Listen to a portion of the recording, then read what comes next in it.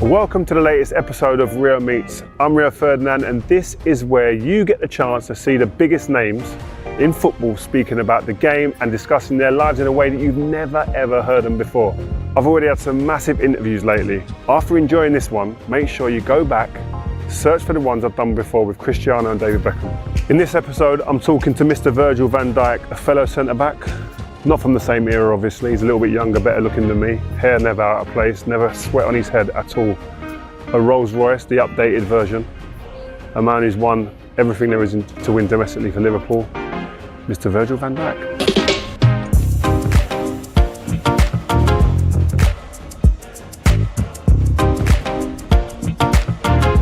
Well, we have the new and improved Rolls Royce sitting next to me. The man that purrs on the halfway line, waiting for races, waiting to outmuscle, outstrength, outpace everyone. Mr. Virgil van Dijk, how you doing, man? Very good, thank you. I was just saying, when you walked in, you look lean, man. Yeah, no, listen, I feel fit. I am fit. I do a lot of things in order to be fit and stay fit. I think you can see, obviously, apart from the year I got my injury, I think I've played was the most games of the team. So obviously staying fit is a big thing in my way of life. And in order to do that, you obviously need to make sure you eat well, rest well. You know, and I've got a little team around me that makes sure that's the case. And I think that's, if you want to stay at the top, that's definitely a major thing. You've got a team? A little team around me. Yeah, I like this. This is what I like to hear. Yeah, so what do you got, like a chef?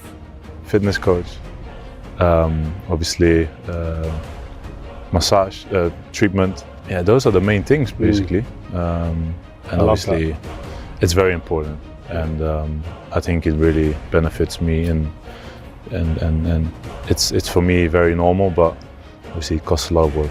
Good. So, new season, new manager, Arne Slot. What have been the changes that you've seen since he's come through the doors at Anfield? He's been very clear with his ideas, how he wants us to play, how he wants us to defend. And you know, we do a lot of work, a lot of meetings, a lot of video that gets shown on things we're doing well, but obviously things that we have to improve as well. And I think everyone's enjoying it so far. What are those clear principles like? Give us a bit of insight into, like, what's he coming and you've gone, wow, I didn't expect that, I didn't know that, but obviously that's clear, we've got to do this now. I think it's just different patterns, and obviously I think if you watch us play now, you see, you know, that we are quite open in adapting to opponents as well, in possession, but obviously also without the ball, on how to play. And I think it's that's key. You know, opponents could trying to hurt us with two strikers are pressing, or maybe three, or just one, and we have to find a solution on that. And we have different patterns in order to do that, and that's definitely something what we train on week in, week out, and also on the fact that in the end of the day we want to keep clean sheets. I know you're very strong, you're quick, you're able to kind of dominate situations. Do you really enjoy that? Is that what you want to get in those battles, or maybe you want to stay away from them and use it when you have to?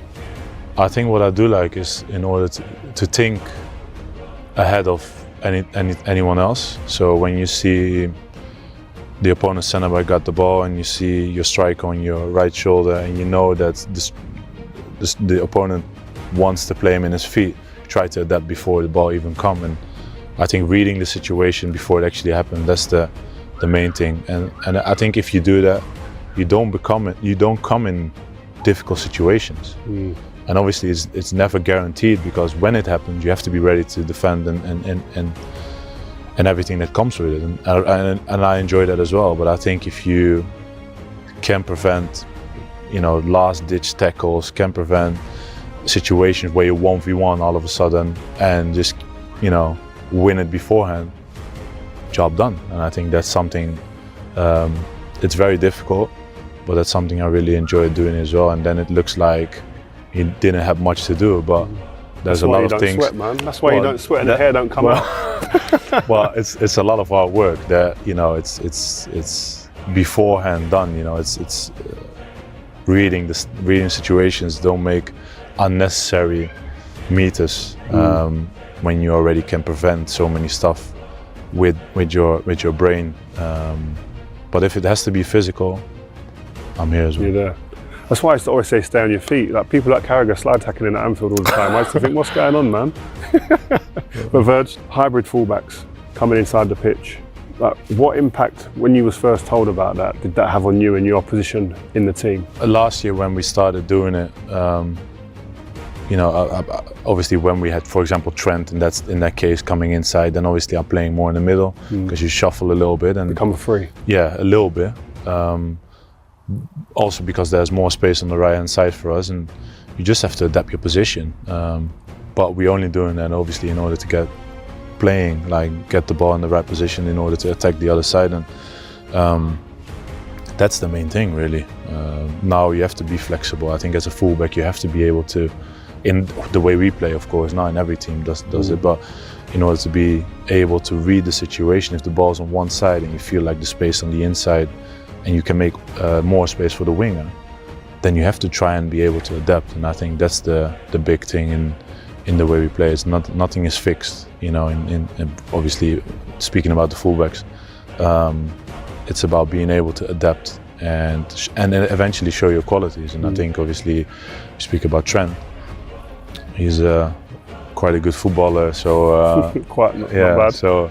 So it's very, very good to get him in the right position in order to be important for us. Are you always thinking about that? Like, I want to get our best players who are best with the ball even if they're a right back, and thinking forward about getting them into areas they can really hurt the team. 100%, yeah, definitely. And obviously, you try to, first and foremost, you want to win the game. So in order to do that, you have to get the best qualities out of everyone, defensively, but offensively as much. Get Mo in 1v1s, get Trent on the ball in the right area so he can get assists, get Jota 1v1 as well, or get Cody 1v1, or so we try to do that as well, and we all have the same goal, and that's winning games, and that's what you have to do. Because I remember when I played, I didn't really have to think about a lot of things. I had to think about my striker, and then me maybe getting the ball. Easy job you got though. Easy job, man. Wow. But 1v1 most of the time, but me against the striker, stop him, and then give it to the player that can play. How different is it for you now as a centre-back in today's game tactically? Because the systems and all of the information you guys are getting seems a lot more than what we had. The responsibility that us centre-backs get in terms of possession and build-up, because obviously everything is like step by step nowadays. Like the goalie gets the ball, we go to the centre-half, you have to try and find the midfielders. If they're 1v1, you have to overplay the midfield and stuff. And it's nice. I kind of enjoy it because it gives you sort of that creativity in order to make the right decision, but you also have to then pay attention on what the opponent is doing. Obviously the first half against Ipswich, for example, they came guns blazing, 1v1, took all the risks that that they could take, and we obviously worked a lot on playing out and stuff beforehand, so we were a little bit too fixated on that in that case. And obviously when we came a bit more direct, obviously we heard them immediately, and things like that are small tweaks that you have to see on the pitch and have to discuss and obviously then show it as well. And I think, Is that where you come in as the leader in the team sometimes, or is it open for maybe Trent to say that? Or I think everyone has to take that responsibility, but obviously like for us in the back, it's a little bit more visual. Like we actually see what's happening. If I get the ball and strikers coming and I see the three midfielders all man marked, and that means there's obviously at a certain point 1v1 up front, and then you have to adapt. The big diagonal one then. Yeah, right. If someone is free there, then he can get it on his chest and go 1v1s, and obviously that's something. But if they don't, then you have to try and find the free man on the midfield as well. And that's why it's constantly thinking, adapting, and go for it. That's one of the things I think I would have found more difficult playing. There's so much to think about now. You can't just focus on your own game. Yeah, no. That was what a lot of us was able to do in our time, and that's a big difference. Talking about yourself personally as a centre-back, how has that position evolved over the years? You've played obviously in Holland, Scotland, and now in the Premier League over many years. How has that position evolved for you, and what have been the difficulties or the things that you've enjoyed most? Well, obviously when I played in Holland, I was playing for FC Groningen, of course, and it's a mid-table team back then. Obviously didn't always or every game had the ball like 60-70%, and I think in terms of the way centre backs has to play, I think it's about adapting on opponents, and obviously I play at the club now where we have most of the time the ball as well, so we have to defend with big space in behind, and I'm very comfortable with that. I'm used to it. I know that I'm, you know, the leader in the last line as well, that have to organize protection, and it's something I enjoy as well. So I really, you know, enjoy playing the centre back in the modern era, and I think I've done quite well as well. You talked about being a centre back in the modern era. There's so much different stuff now compared to when you went to Scotland even, and then up to where we are today. Inverted fullbacks, the rotations in the middle of the pitch, etc. How do you adapt, and have you found that when you're the centre back behind all of this going on? It's about making sure your organisation when we're attacking is in the best way possible. I think if you have that in order, because in the end of the day when we have the ball, you know, it's not a big risk if you 1v1 or if you have big space in behind. You have to make sure that if you lose it, you're in the right position in order to prevent whatever could happen. And I think that's something I really enjoy, and also something we train on very, very much obviously over the years, but now especially in the off season and pre-season and during the season now as well, that everyone has to sprint back as quickly as possible, and in order to help, you know, us as defenders. Do you find it easier now as a defender with the way that things are set up tactically for you as a team, or do you think is it more difficult now? There's a lot more to think about, a lot more going on. I think it's key for the guys who are organising the rest organisation to make it easier for yourself. I think if you don't communicate well, you know, you put yourself in trouble, and you can make it not as easy as you like. But if we're attacking and I'm not organising when the striker stays up wide, that someone has to be there in front, and obviously I could get in trouble myself. So it's all about communicating, and I think that's a big task for a centre-half. And that comes to leadership as well. And I think that looking at you, I watched you closely over the years. I think you've grown even more every single season, talking more, communicating more. You can see the gesture into players and the impact you do have with your teams. Is that something that's come naturally to you, or you've had to kind of develop that yourself? I think it came quite naturally. I started to become a captain when I was 17 at the academy still in Willem II, and I felt like I grew into that. You know, I grew into it, but it came naturally. Obviously, I think my second year in FC Groningen I became the captain as well. The third, Southampton, I became the captain at my second season. So obviously, I felt like that role is something that suits me, and I really enjoy the responsibility anyway. But if I don't wear the band, then it doesn't change who I am. It's about, you know, communicating, organisation. It's all about these things in order to make, you know, the rest of the team better and not conceding goals. And I think that's the main thing. And I really enjoy them. There's a lot of young people out there who'll be going, "Oh, are you born a leader, or do you have to develop as one?" What's your take on that? You have to do what's comfortable for yourself first and foremost. If you don't feel comfortable with talking in, you know, big groups or being the one that have to be vocal all the time, then, you know, don't. But I could only say it only helps you and the rest of the team to do that. And you know, leading is not only about shouting or talking, it's also leading by example, and I think that's what it all starts with anyway. And you know, I think that's the case, but I definitely feel as well that you are sort of born with that, you know, presence and feeling of, you know, wanting to take that responsibility for the rest of the team or the club. Because you're the big voice in the team as well. I see you shouting at people and stuff.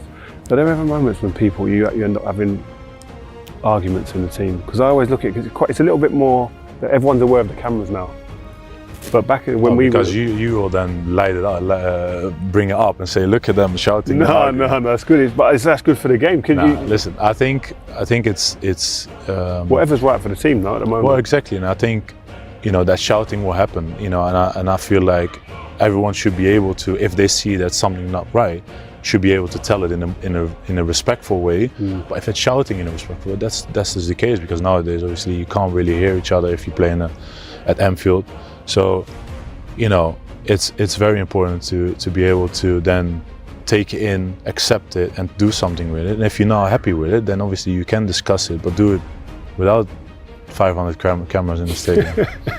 You have to understand tactically, especially what your team needs to be able to talk.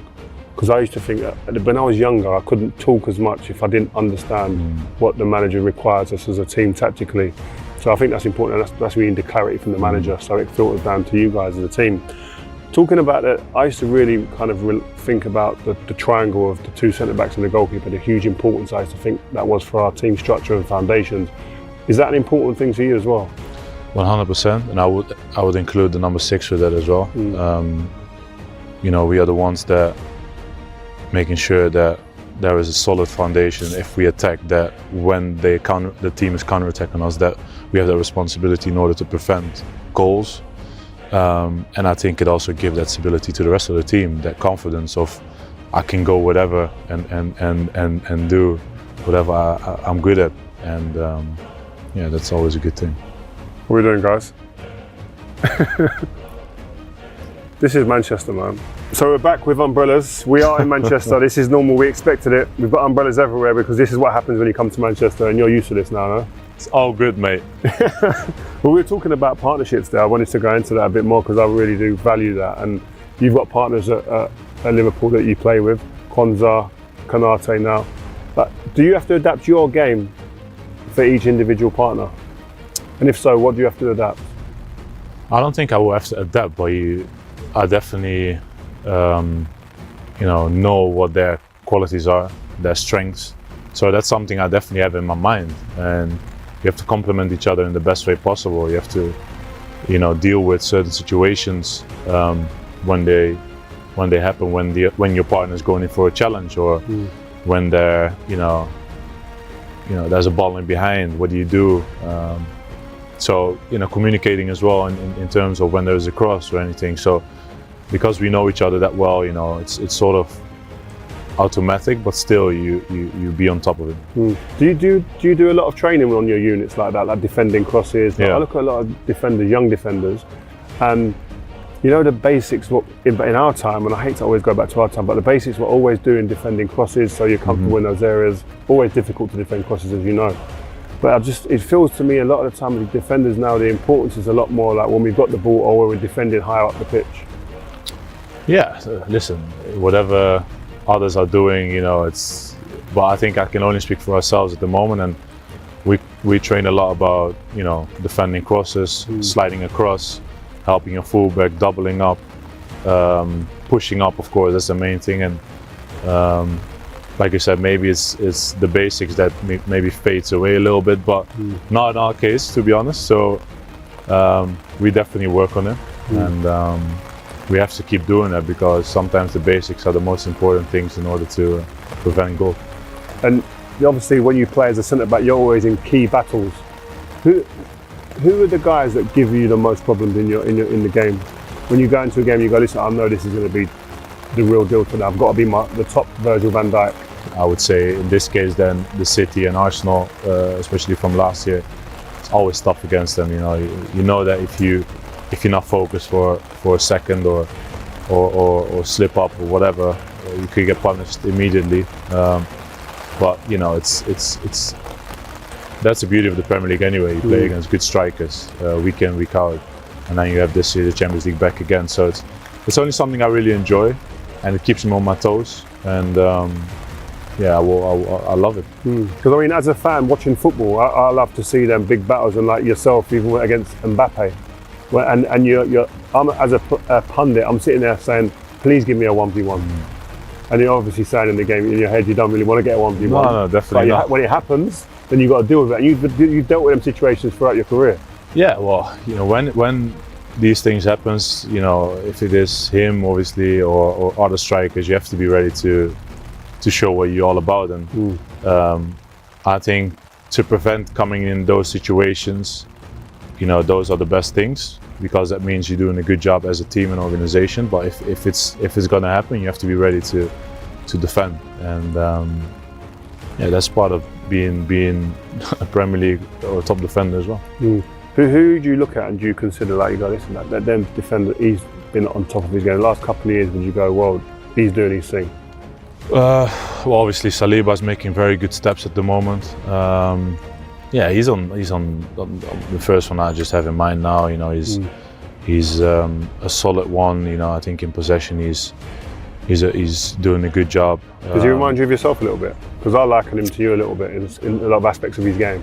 Yeah, maybe. You know, I think if I'm honest, when I was that age, I was nowhere near where he was today, and obviously that's the beauty of football as well. You know, I like to watch other defenders and pick up so many stuff from them. There are so many good ball playing centre halves. There's so many. Even now you're doing that, yeah? Yeah, definitely. Wow. Because you know, when you watch the game, and I definitely watch games, especially on the highest level, and you can always pick up certain things. But I also have in mind that.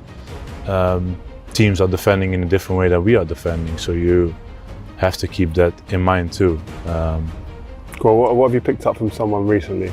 Is there anything that stands out? No, I think especially in ball possession, you know, the way you position yourself, because obviously we are a team that has the ball a lot. Yeah. And I play on the left side as a right footer, centre half, obviously for many years. And sometimes, you know, it's good to pick up the positioning of certain players and what they do. And I feel like at any age you can keep learning, and I definitely still do that. Going back to like comparisons of players and stuff like that, what do you feel or think when, for instance, you get compared to me, I'll get compared to you? What's your feeling on something like that? Are you one of those competitive animals that's like, I'm better than him, or are you just kind of calm with it? I don't think, you know, with all due respect, I don't think you can compare players that play in this era with players who played in eras from 10 years or 20 years ago. I think you all have to respect what they did in their time, and that's how I see it. I respect what you did in your time. I respect what Cannavaro, Maldini did in their times, and I've only got respect because, you know, there's no point to compare because you have no idea. You know, you didn't play in this era against the strikers I've played. I didn't play in the era, the strikers and the way football has been played in that era. And you just have to, in my eyes, respect what has been done on the highest level and what you and I, in this case, have meant for centre backs out there today. I would love to have seen you in our era.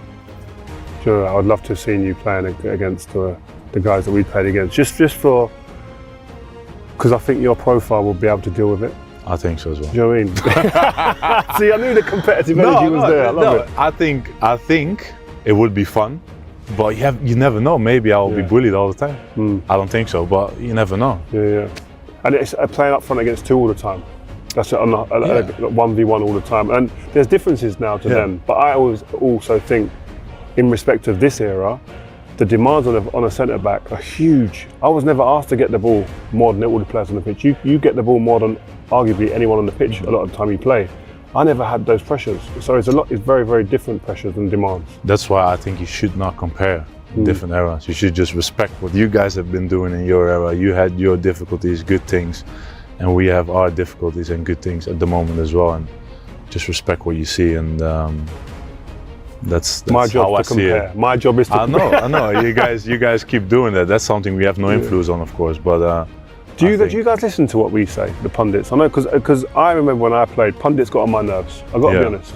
It's getting rid of Just beware, it could be back any minute. Just getting rid of the bodies there because they were in Manchester and the sun's out now, so t-shirts are out, etc. But where was I there? Pundits. I was talking about pundits. Did we get on your nerves? Be honest, man, because, and I won't take anything to heart, but pundits used to get on my nerves, man.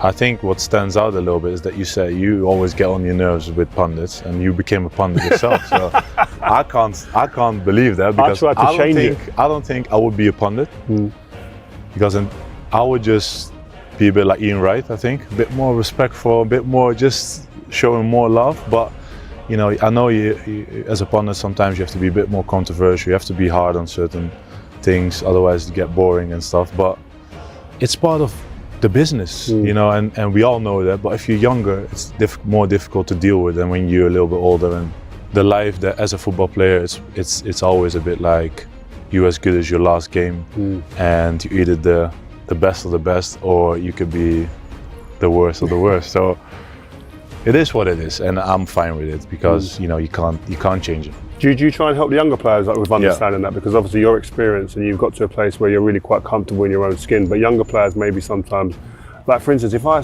criticise a player, and this is me personally, I try to criticise a situation or analyse a situation. If I have to be critical, then I will. But I always try to maintain that I don't go beyond that line of lacking respect or being personal. And I hope that kind of comes across, but sometimes people might take it differently. I think that's the main thing. I think if you stay respectful, then obviously criticism is part of the game. And going back to the first question about if I'm helping younger players, I definitely would have my opinion and try to help younger players whenever they're needed. But not only younger players, because nowadays I think we spoke about the difficulties that you guys had in your time. I think that one of the difficulties, and also a good thing, could be social media. And everything nowadays could reach you, in different ways, or people can say and do whatever they want. And if you're always on social media, it's quite difficult to block the noise. And but you still have to deal with it. And I try to, if I see that someone is impacted by it, then I try to definitely help. Just touching on the point you mentioned there, there's a lot of ups and downs in the career of a footballer, whether it's the start, middle, or end of your career. There'll be a lot of young people that watch this who are going to go through problems or ups and downs in their life. How do you deal with adversity? Like, what is there any methods that you have or pointers you can give to any young people? Well, never give up first and foremost, and keep going. I think that's the main thing.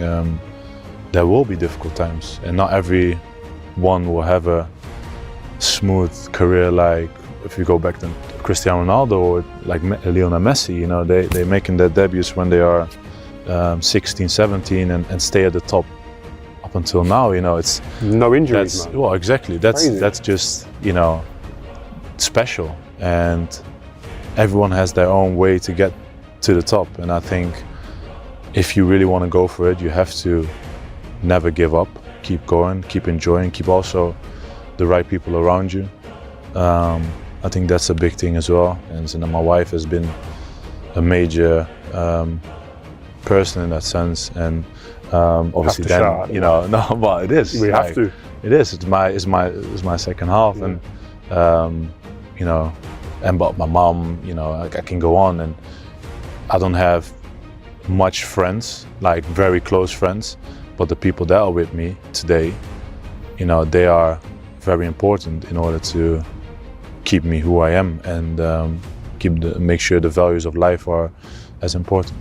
How important is family? Because I actually put a lot on family in terms of shaping me as a young person to be able to go into a career and become the person that I am. How important has that been in your life? Because the way you talk about your family there, it points me straight to that. Very important. I think the most important thing. And obviously my mom has been, very important in that sense.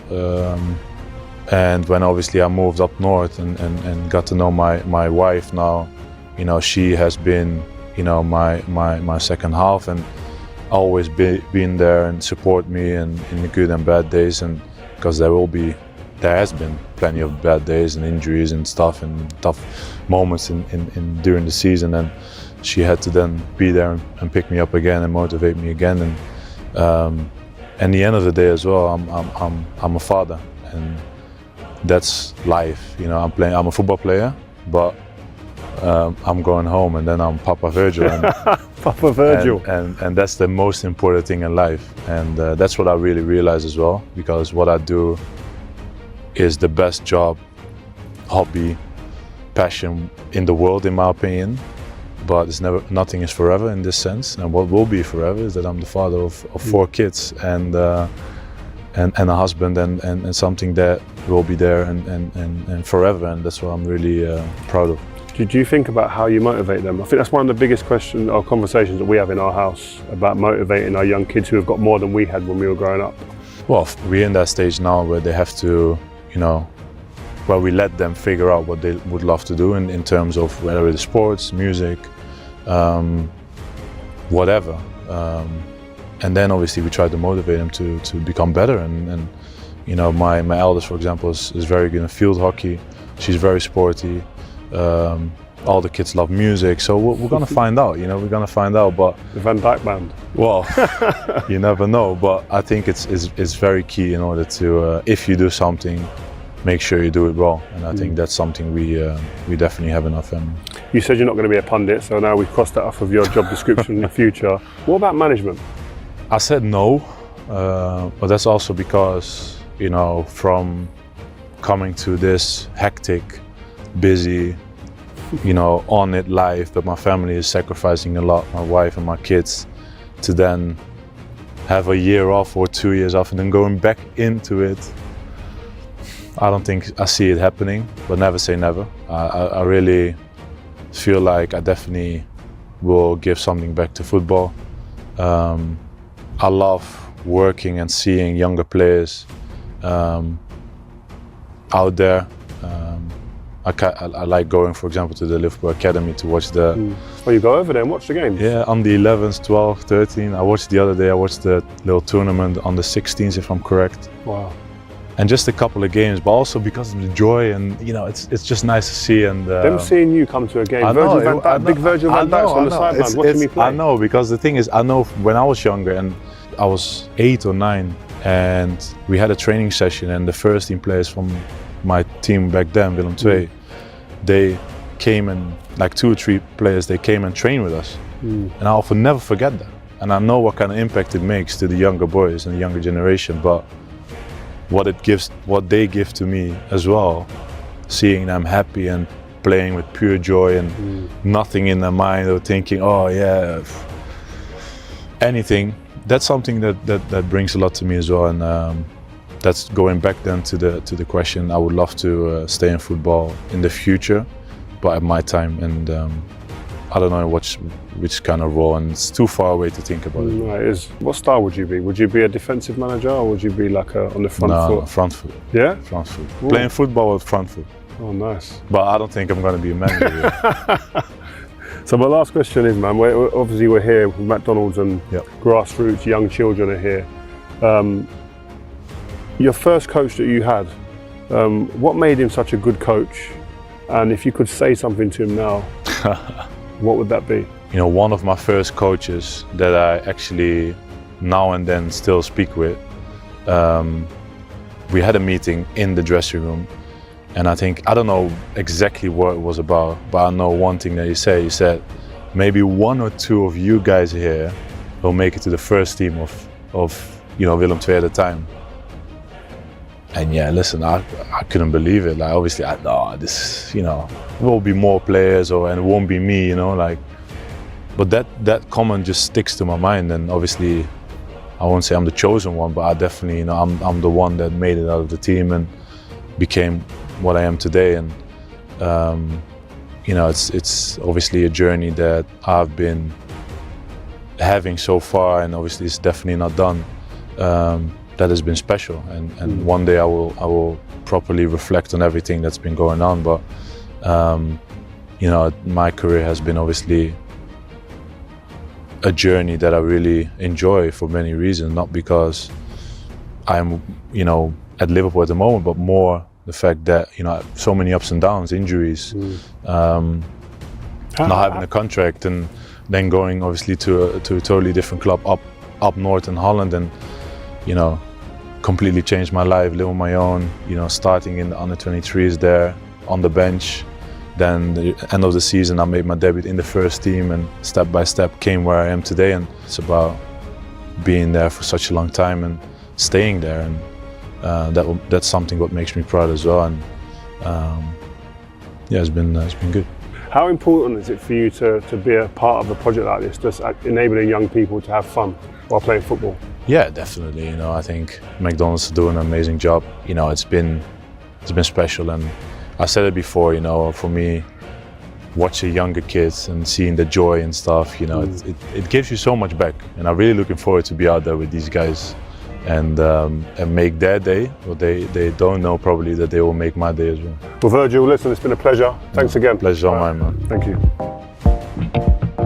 Absolutely love having those in-depth chats especially with a centre-back, someone who played the same position as me, who is the best in the world right now. Remember to leave us a little review, give this feed a follow, and make sure you never ever miss an episode. And if you've enjoyed this, make sure you go back and search for Cristiano Ronaldo and David Beckham. Rio Ferdinand Presents is the home for my 3 new podcasts. First up, we've got Rio Reacts, where you'll hear my raw, unfiltered opinions on the biggest breaking stories in the game. Next up is Rio Meets. Like this episode you've just listened to, I've got some great names coming. Make sure you spend a little time and listen to what we've got going on. Quality time with them, chatting like you've never heard before. And finally, it's Rio Presents. Every Monday, myself and Joel Bayer, alongside a few of my old teammates and some friends from the game past and present, talking about the biggest points in the game from the weekend's football.